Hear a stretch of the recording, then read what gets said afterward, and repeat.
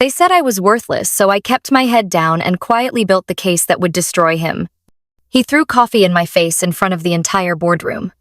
Now his name is gone, and I'm the one writing the rules. You won't want to miss this story. But before we dive in, don't forget to like and subscribe so you never miss a video like this one. My name is Elise Morgan. I am 36 years old, and until that morning, I had believed that quiet competence would always speak louder than theatrics. I had spent 11 years in that building, climbing from junior analyst to head of strategic development, without so much as a single sick day, without demanding recognition or bending the rules.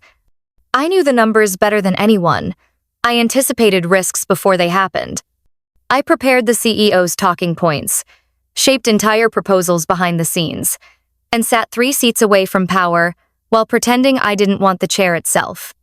That Monday morning, I was presenting a quarterly forecast during our executive meeting when the CEO, Charles Hargrove, interrupted me mid-sentence. He didn't ask a question. He didn't raise an eyebrow. He picked up his stainless steel mug and threw what was left of his lukewarm black coffee into my face. It hit my cheekbone, ran down my blouse, and soaked the printed graphs I had stacked so carefully. There was a split second of silence, the kind that hums like static before a storm. My skin stung, not from heat but humiliation. My jaw clenched instinctively, but I said nothing. I heard a sharp intake of breath from the legal counsel, a whispered, "Oh God," from the new finance VP, and yet no one moved. No one looked directly at me.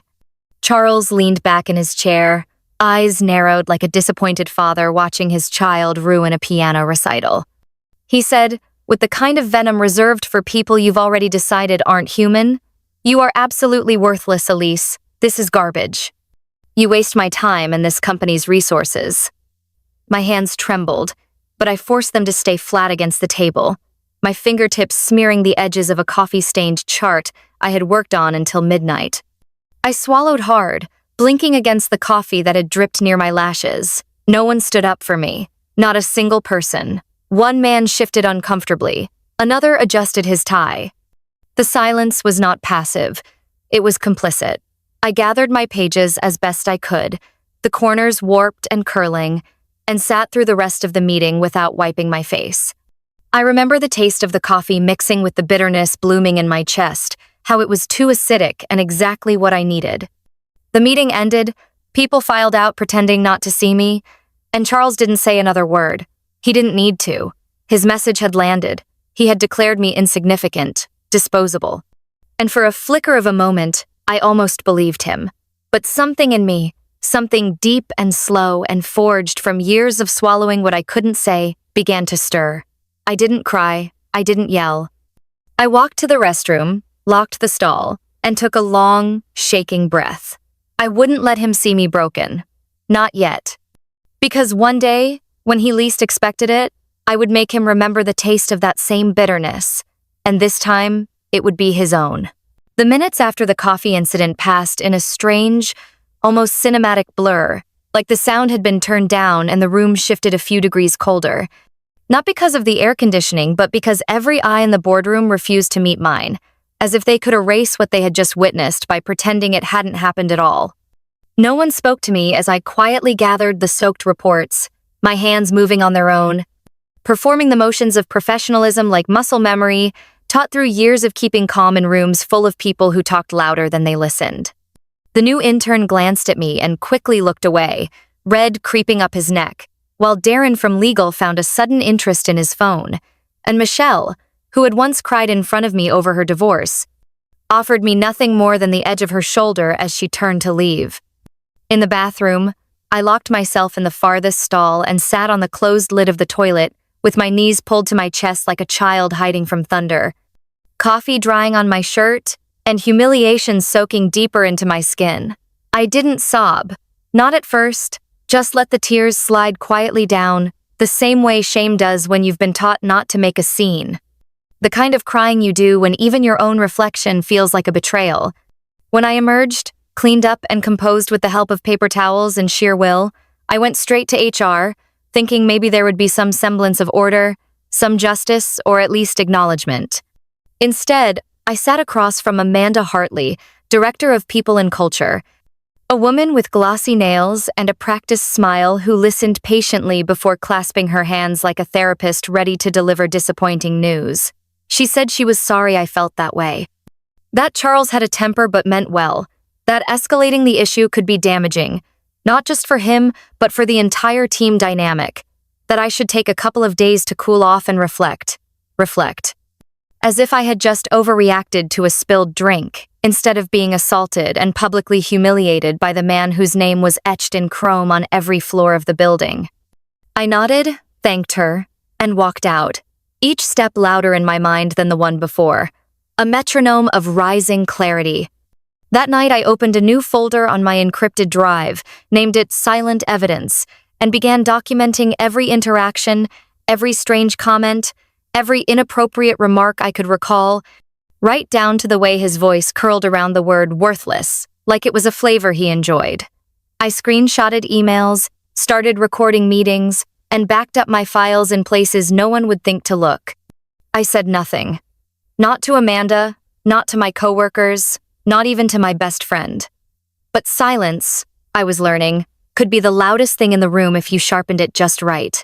I didn't land in that glass tower by accident or inheritance or charm, but by sheer grinding persistence that didn't look impressive from the outside because it was built in the quiet hours no one saw, the early mornings typing at a secondhand laptop with chipped keys, the evenings spent folding clothes at a department store after my internship ended, the years of saying yes to work no one else wanted, because I knew that being invisible was sometimes the only way to stay indispensable. I started in this company at 25 as a data entry temp, fresh out of community college, still carrying a secondhand satchel and the voice of my mother in my head like a lighthouse during a storm. She had raised me alone in a one-bedroom apartment above a bakery, where the scent of bread clung to our clothes and roaches, clicked behind the cabinets, and she taught me that pride was not in loud gestures, but in consistency. That dignity wasn't something people gave you, but something you chose to carry like a coat through winter. When I got my first real paycheck, I bought us matching mugs that said, "Do the work, not the noise," and we used them until the handles chipped and the print faded. She never complained. Not when her back ached from cleaning houses, not when I cried over a rejection letter, not even when I told her I was taking out another loan to get certified in strategic planning because the manager hinted it might help. She just said, "Never let anyone steal your silence, Elise, but never let them mistake it for weakness." I carried that line like a secret weapon through every passive-aggressive comment, every team lunch I wasn't invited to, every meeting where my ideas were repeated louder by someone else with a title. I became the one who stayed late without asking for credit, who proofread proposals on Sundays, who remembered birthdays and bought donuts on Fridays just to make the floor a little warmer. Over time, people began to trust me, not because I was flashy, but because I was dependable, the person they turned to when things were on fire and the higher-ups were too busy blaming each other to fix it.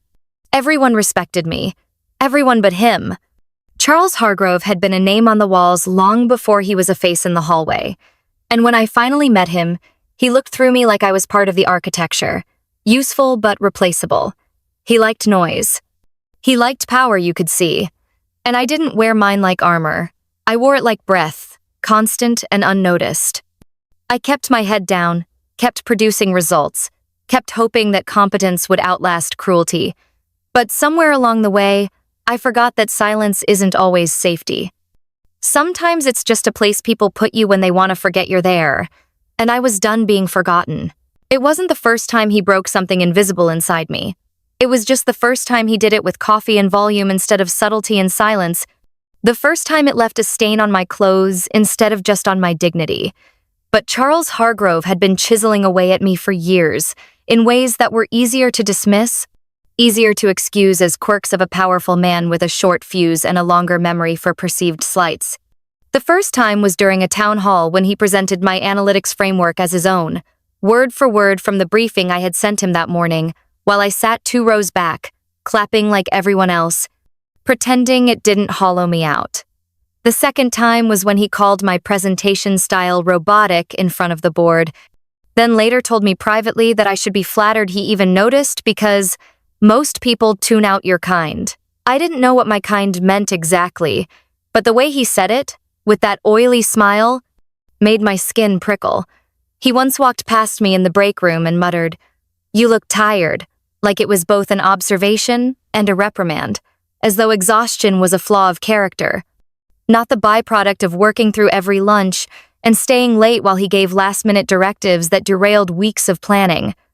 There were meetings where he talked over me, where he repeated my suggestions as if they were his own, and meetings where he didn't acknowledge my presence at all.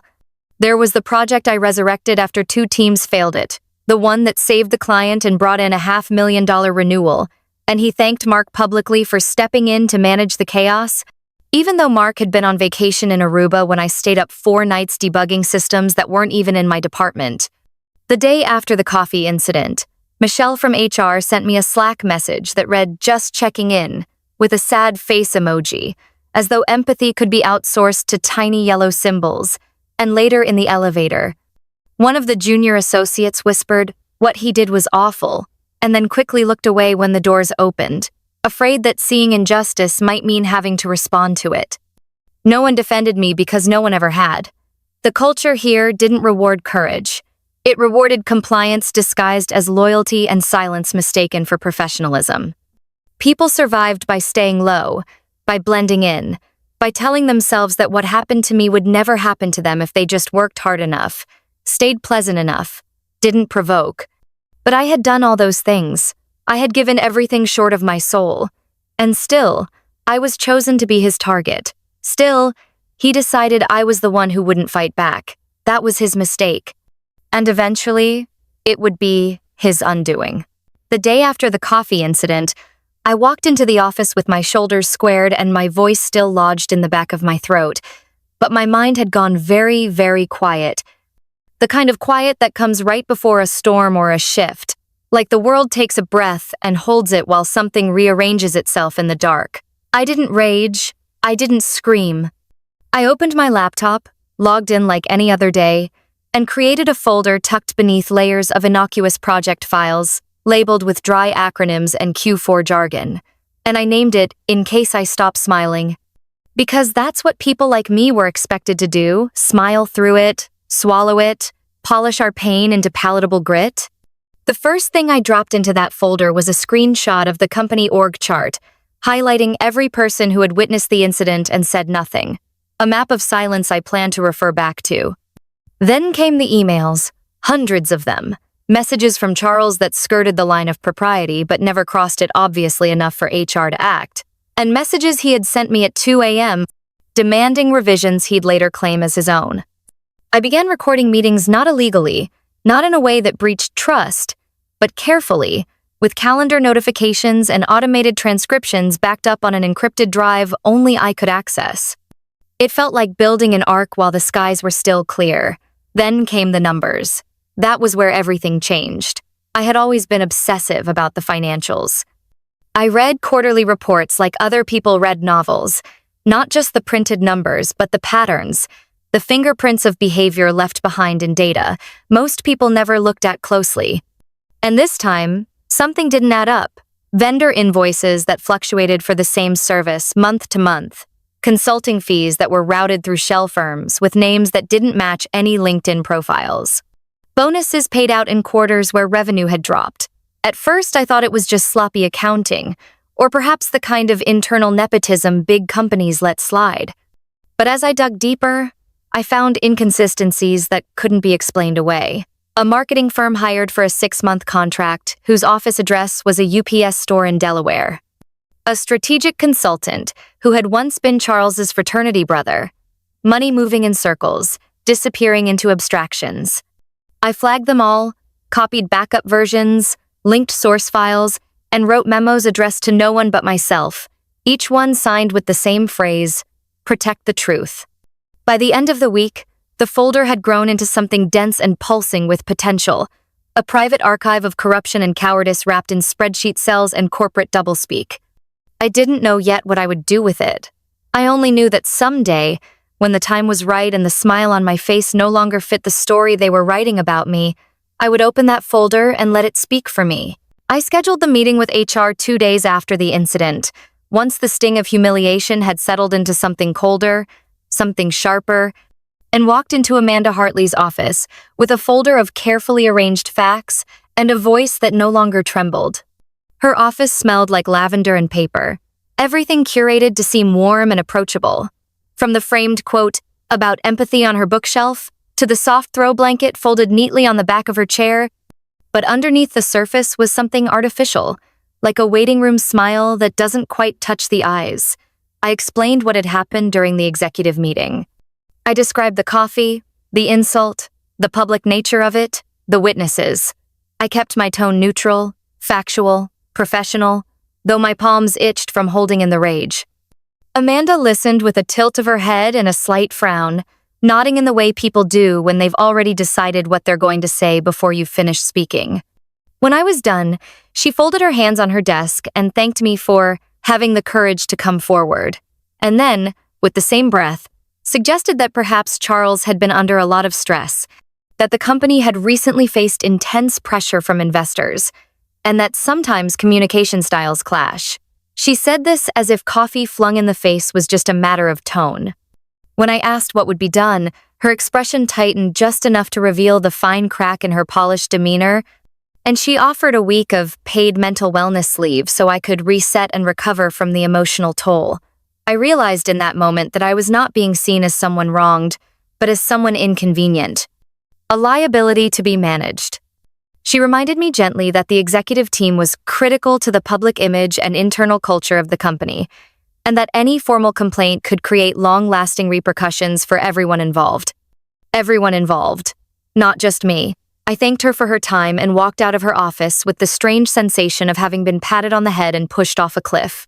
HR wasn't there to help me. HR was there to contain the damage, to protect the man with his name etched in steel on the elevator doors and printed in the company's mission statement. I saw it then, so clearly, the machinery humming beneath the surface, sleek and smiling but designed to grind people like me into silence. I went back to my desk, sat down, and opened my confidential folder. I added a new document titled HR Response and began typing everything she said, word for word. Then I copied her summary email and flagged it. I didn't cry, I didn't scream, but something shifted in me, something final and absolute. I stopped expecting the system to save me, and I started planning how to bring the system down. Her name was Marjorie Lane, and she had been Charles Hargrove's executive assistant for 15 years, the kind of woman people looked past because she made it easy, soft-voiced, and steel-spined, always 3 steps ahead and never out of line. The kind of presence that made things run smoothly without ever demanding credit. I had passed her desk 100 times without really seeing her, like so many others did, because she wore invisibility like a tailored coat, knew when to nod, when to disappear, and when to appear just long enough to redirect a disaster before it started.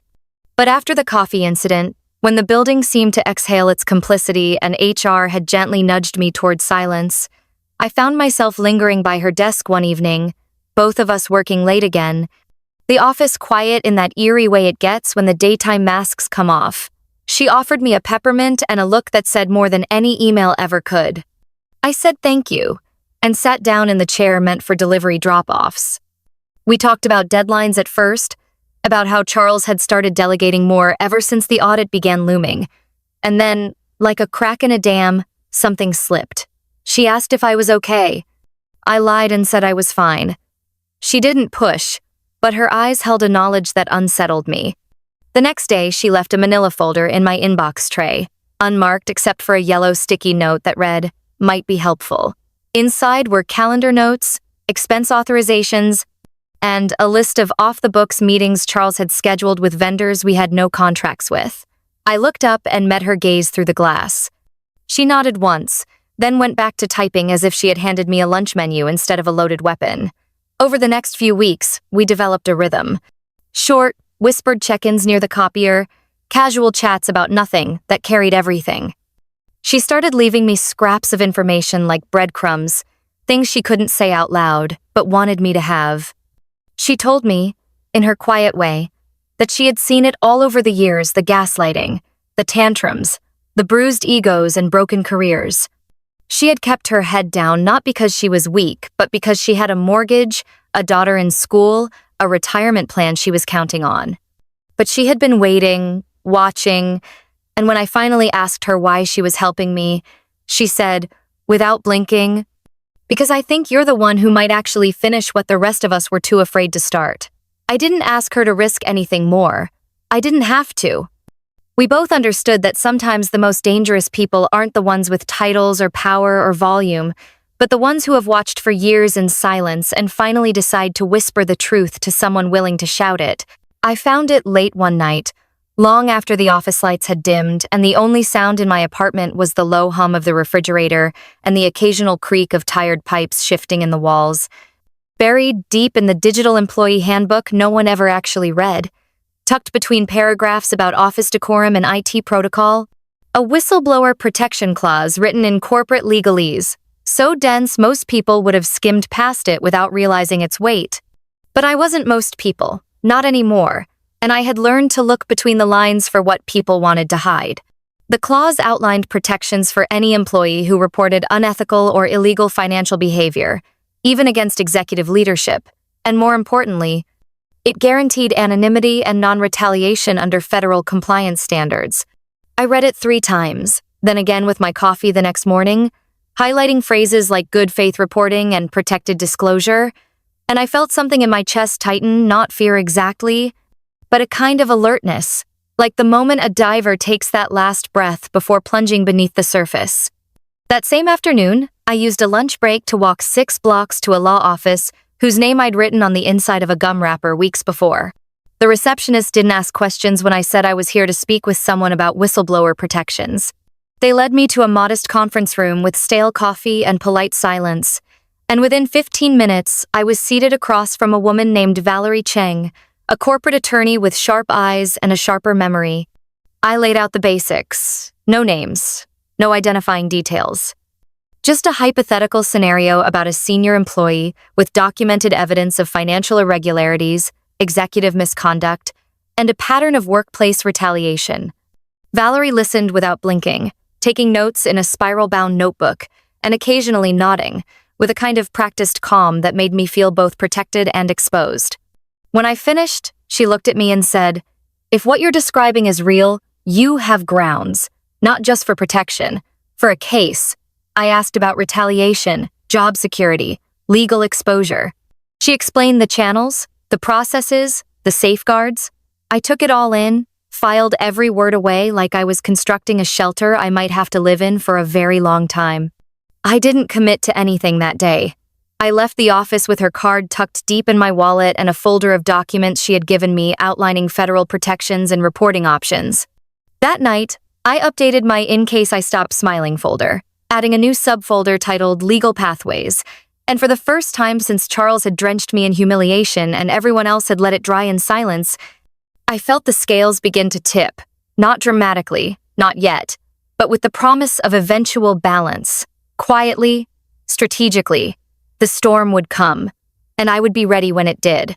It started with a burner email, created on a public Wi-Fi network at a coffee shop across town where no one knew my face or name, the kind of place where people sat hunched over laptops in anonymity, headphones on, worlds turned inward. I used it to contact a mid-level investigative journalist named Ezra Kane, someone whose work I had followed for years, known for his quiet takedowns of corporate giants and his refusal to chase headlines before verifying every detail.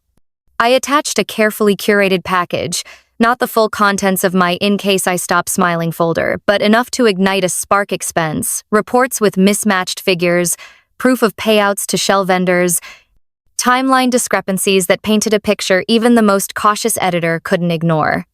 I signed it only as Sybil, a nod to the unseen woman with many faces, and included a promise.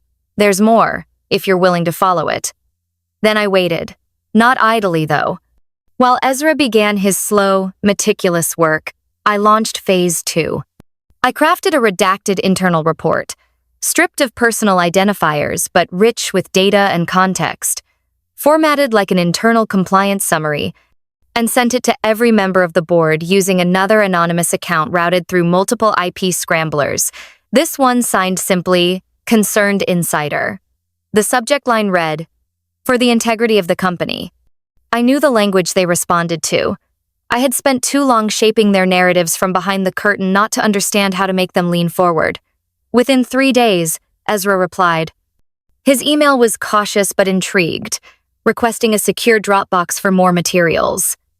I sent him another packet, this one containing voice memos I had recorded from budget meetings, where Charles dismissed concerns about vendor irregularities with a laugh and a line about creative accounting. I watched from the shadows as things began to stir. Ezra published a preliminary article on a Tuesday morning, masked with generalities, citing unnamed sources, and pointing to a culture of fiscal opacity inside a prominent tech firm. No names yet, but enough breadcrumbs for those close to the industry to start whispering. The stock dipped slightly. Nothing catastrophic, not yet, but enough for the board to call a closed-door session. Rumors leaked. Whispers grew teeth. In the office, Charles paced more often. His jokes turned bitter. He snapped at Marjorie. He blamed supply chain delays and remote work inefficiencies. I said nothing. I kept my head down and played my part as the silent, overworked employee. No one suspected the quiet woman behind the spreadsheets was also the ghost in their inboxes, the hand tipping the first domino. I stayed invisible because that was the power I had left, and I wielded it with precision. This wasn't vengeance. Not yet. This was preparation, a storm gathering beneath their polished floors. A reckoning they wouldn't see coming until the ceiling cracked and the light came pouring in. The ripples started small, the kind of market tremor that could be explained away by economic noise or an overzealous blog post. But inside the building, you could feel it, like a low vibration underfoot that made people shift in their chairs and check their emails a little more often. The stock dipped just enough to catch the board's attention. Investors started asking questions they hadn't asked before. And suddenly the cheerful quarterly updates were replaced with emergency meetings and thin-lipped executives moving through the halls like ghosts in expensive shoes. An internal audit was announced the following Monday, cloaked in neutral language about transparency and fiscal responsibility. But everyone knew it had teeth. Charles changed. Not immediately, not in front of everyone, but behind closed doors he started snapping at assistants, slamming doors, whispering to department heads in tones that carried just a little too far. He stalked the office like a trapped animal, pacing the floor with a restlessness that made everyone tighten their shoulders when he passed. I watched him from my desk with the stillness of someone who already knew how the story would end. He didn't know it was me, but he knew someone had pierced the armor, and that knowledge made him dangerous.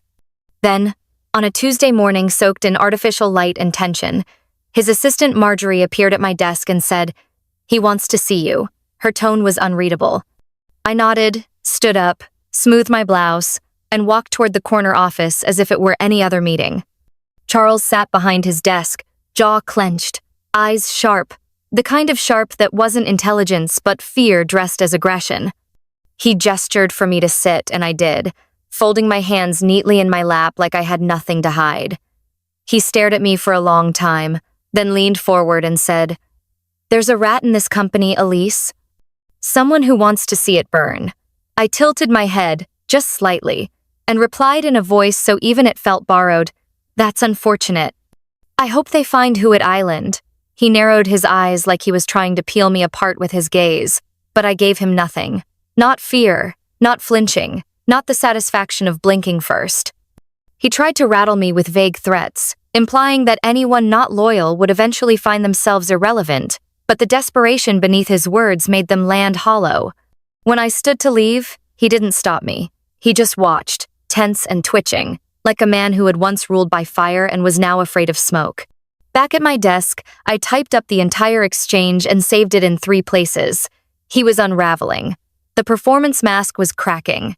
And I, the quiet woman he had once called worthless, was the only one in the building still smiling without trembling. The fallout had begun, and he didn't even know the worst of it was still to come.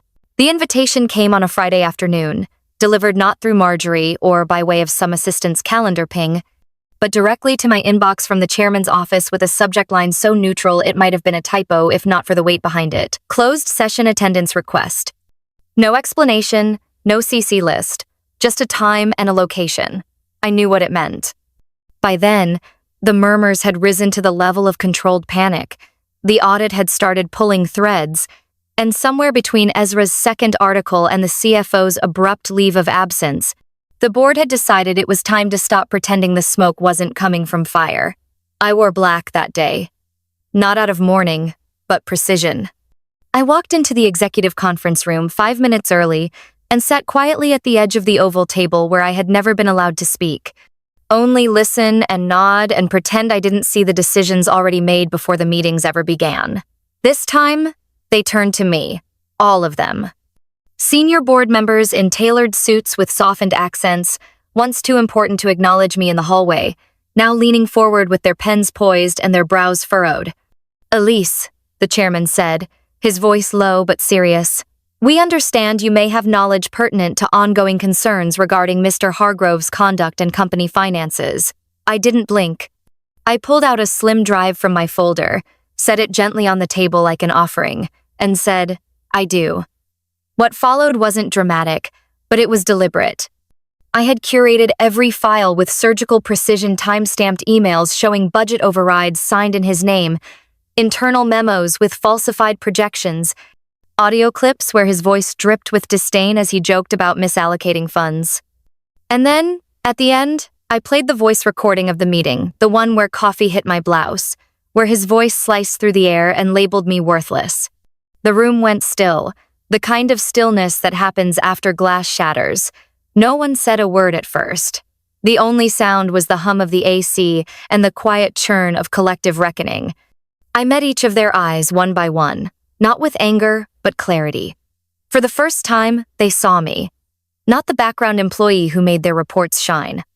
Not the polite woman who stayed late and asked for nothing. They saw the person who had kept receipts, who had the courage to walk in without flinching and say, "This is the truth, do what you will with it."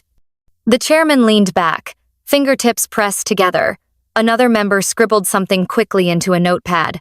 I was thanked for my cooperation and excused. No promises, no verdicts. Just the quiet click of the door behind me as I left. But I knew the shift had happened. Power had changed shape in that room, and this time, it wore my face.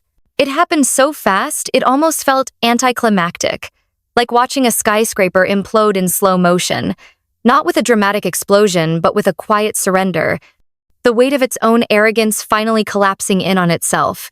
The Monday after the board meeting, an email went out to all staff from the office of the chairman, stating that Charles Hargrove would be stepping aside pending the outcome of an internal investigation. A phrase so delicately worded, it felt like it had been handled with silk gloves, but everyone knew what it meant. He was done. His name disappeared from the weekly call sheets. His parking space, once roped off and polished like a shrine, sat empty by Wednesday. The portrait of him in the executive hall was taken down, supposedly for renovation, and the receptionist stopped answering calls with his title attached. By Friday, a new interim CEO was named, and Charles's face was wiped clean from the website, like a chalkboard scrubbed with a wet rag, leaving behind only the faintest outline of someone who had once commanded fear, but now was a footnote to a cautionary tale. There was no formal statement, no grand apology, just a one-line press release on the investor portal, citing a strategic leadership transition. My name was never mentioned, no spotlight, no credit. But inside the building, the air shifted in a way that told me the silence had done its work. People began looking at me differently, not with pity, not with suspicion, but with something else, something like quiet recognition. Marjorie passed me a memo and said, under her breath, "It started," and I knew exactly what she meant. A few employees I barely knew nodded to me in the hallway like we were suddenly on the same team, survivors of a regime that had finally been toppled. One of the junior analysts left a sticky note on my desk that said simply, "Thank you," in handwriting that trembled slightly, like it had cost them something to write it. I didn't respond. I didn't need to. Because this wasn't about revenge anymore. It was about balance, about restoring something that had long been broken but never acknowledged. Charles didn't pack his things himself. His belongings were boxed by facility staff, quietly removed after hours, as though the building itself wanted no part in his exit. I found out through a colleague that he had cleaned out his home office that same weekend and left town, claiming burnout and betrayal. He would likely find another company, another podium, another set of people too afraid to challenge him. But not here. Not anymore. And not because someone screamed or staged a mutiny, but because someone whispered the truth and backed it up with receipts. My silence had teeth, and now everyone knew that sometimes the quietest person in the room is the one holding the fuse. It came 3 days after Charles's quiet disappearance, delivered in a meeting room that once hosted budget reviews and status updates, but now held something heavier, something that made the senior executives clear their throats before speaking. I had been asked to join under the guise of ongoing department realignment, a phrase vague enough to mean anything or nothing. But when I stepped inside and saw the chairman himself standing beside the interim CEO, I knew it wasn't routine. They offered me the role of Vice President of Strategic Operations, a position that hadn't existed officially until that morning, carved out as both a promotion and a peace offering, a way to acknowledge what I had done without admitting it publicly. I listened quietly as they outlined the scope, the salary, the influence, and the expectations. When they finished, I didn't say yes. Not immediately. I said, if I'm going to do this, we do it on my terms. And I watched them blink in surprise, as if they had expected gratitude before boundaries. I told them we needed a new HR director, someone not handpicked by the previous regime but vetted independently, someone with a spine and a conscience. I demanded the implementation of a formal whistleblower protocol, clearly written and accessible to all employees without the fear of career suicide. I requested the drafting of a company-wide code of conduct, not just the performative kind that gathered dust on onboarding pamphlets, but one built through collaboration, revised annually, and acknowledged at the leadership level with signatures. I asked that Marjorie's compensation be reviewed immediately and increased accordingly. And when I finished, I said, "You came to me because you saw what happens when someone does the right thing alone. I'm willing to step into this role, but I won't be doing it alone anymore. This culture changes, or I walk." The silence that followed was not uncomfortable. It was the sound of power recalibrating. They agreed, one by one, with nods and clipped affirmations. The announcement went out the following week. My name, for the first time, headlined an internal memo. Colleagues who once avoided eye contact now sent congratulatory messages, and people I hadn't spoken to in years surfaced with stories of their own small humiliations, overlooked mistreatments, things they'd tucked away the same way I once had. I listened to all of them. I kept their stories in a new folder titled We Begin Here. I moved into my new office with no fanfare, no glass walls, no marble desk, just clean light and space to think. I hung a single frame behind my chair with my mother's handwriting from an old birthday card. Never let them mistake your silence for weakness. I was no longer the woman who sat in meetings with her, hands folded, hoping to be seen. I was the one rewriting the rulebook they used to weaponize. And this time, I was writing it in ink that didn't smudge. I wrote it on a Sunday morning, the kind where light spills in slowly and everything feels too still, like the world is pausing just long enough to let you catch up with yourself. I had no intention of mailing it, no plan to confront him directly again, but the words had been crowding my chest for weeks and I needed them out of me. So I sat at my desk, the new one that overlooked the city from the 15th floor instead of the alley behind the service entrance, and I took out a clean sheet of paper, not a screen, not a keyboard, just paper and pen like something sacred. I started with his name, no title. Just the bare syllables of the man who had once looked at me as if I were furniture, something to lean on or ignore but never acknowledge as living. Then I wrote about that day, the coffee, the sting, not of the liquid but of the laughter that followed, the silence that wrapped around me like insulation as I stood there, soaked and still, pretending that dignity could be held together by posture alone. I told him that he misjudged me, that while he believed I was too timid to fight back, I was watching, documenting, memorizing the way he mistook cruelty for strength and performance for leadership. I reminded him how he used to speak over me in meetings, repeating my suggestions with a louder voice and a straighter tie, and how I would nod and let him take the credit because I thought it meant I was getting closer to being seen. I admitted that I had believed, for a while, that silence was survival, that if I just kept working harder, longer, better, it would insulate me from the very thing he did. But I also told him the truth, the one I had buried for far too long. That my silence was never a lack of courage. It was a waiting place, a coiled spring, a fuse. I told him that he taught me something, unintentionally perhaps, but taught me all the same. He taught me what power looks like when it's built on fear and what it feels like when it collapses under the weight of its own ego. I ended the letter not with bitterness, not with threats or fury, but with a single sentence that came straight from my mother's voice, echoing through every quiet step I had taken up that impossible staircase. You should never have mistaken the quiet woman in the corner for someone who wasn't paying attention. I folded the letter carefully, placed it in an unmarked envelope, and tucked it into the back of the drawer just beneath the newest draft of our company's code of conduct. I kept it not as a grudge, but as a mirror, a reminder of the distance between that moment and this one, a reminder that surviving is quiet, but becoming something more than what they thought you could be is loud in all the ways that matter. The room was filled with women whose eyes held stories even when their mouths stayed quiet. Women in tailored blazers and scuffed heels and soft cardigans. Women who had made space for others their entire lives and were only just learning how to make it for themselves. The stage was small, the kind with a single microphone and a pitcher of water that had already started to sweat under the lights. But the moment I stepped onto it, I felt a strange calm settle into my bones. I had been invited to speak at a leadership summit for women in business, not as a survivor, not as a whistleblower, but as someone who had navigated the storm and somehow come out standing. I didn't give names. I didn't mention titles or companies or even cities. I told them a story. I told them about the time I stood in a room full of men and had coffee thrown in my face by the CEO. I told them how no one stood up for me, how the room went still like shame had suddenly become contagious. I told them how HR offered me a week of mental wellness leave instead of justice. How the silence after the moment was louder than the insult itself.